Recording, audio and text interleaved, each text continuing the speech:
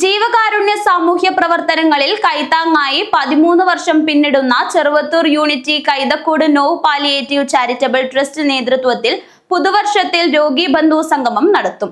വീടുകളിലെ അകത്തളങ്ങളിൽ കഴിയുന്ന പാലിയേറ്റീവ് രോഗികളെയും അവരുടെ സഹായികളെയും പങ്കെടുപ്പിച്ച് കൈതക്കോട് ഷറഫ് കോളേജ് അങ്കണത്തിൽ ജനുവരി 25-ന് ശനിയാഴ്ച പകൽ മുഴുവൻ നീളുന്നതാണ് സംഗമം. ജീവകാരുണ്യ സാമൂഹിക പ്രവർത്തനങ്ങളിൽ കൈത്താങ്ങായി 13 വർഷം പിന്നിടുന്ന ചെറുവത്തൂർ യൂണിറ്റി കൈതക്കാട് നോവ് പാലിയേറ്റീവ് ചാരിറ്റബിൾ ട്രസ്റ്റ് നേതൃത്വത്തിൽ പുതുവർഷത്തിൽ രോഗി ബന്ധു സംഗമം നടത്തും.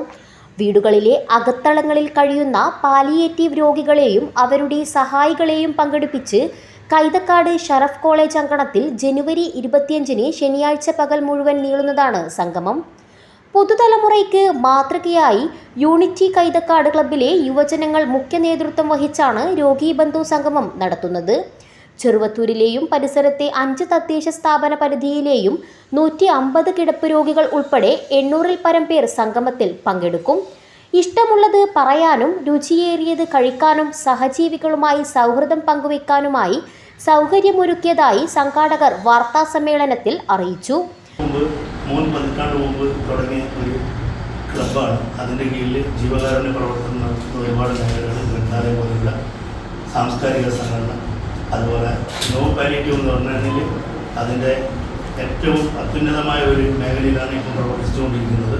4 പഞ്ചായത്തിൽ കിടപ്പ് രോഗികളും അതുപോലെ തന്നെ ചികിത്സാ ആവശ്യകരണം, സ്വാതന്ത്ര്യം എന്നുള്ള മേഖലയിൽ അവർക്ക് ആവശ്യപ്പെട്ട എക്യുപ്മെൻറ്റ് കാര്യങ്ങളൊക്കെ കൊടുക്കുന്ന നല്ലൊരു പ്രവർത്തനം കാഴ്ചവെക്കുന്ന ഒരു സംഘടനയാണ് നോവ് പാലിയേറ്റീവ്. നൗഷാദിൻ്റെ ഓർമ്മയ്ക്ക് വേണ്ടിയാണ് ഈ നോവ് എന്നുള്ള 3 അക്ഷരത്തിൽ തുടങ്ങിയ ഈ പാലിയേറ്റീവ് 8-9 വർഷമായിട്ട് ഇപ്പോഴും വളരെ ഭംഗിയായിട്ട് ഇപ്പോൾ നടന്നുകൊണ്ടിരിക്കുന്നുണ്ട്.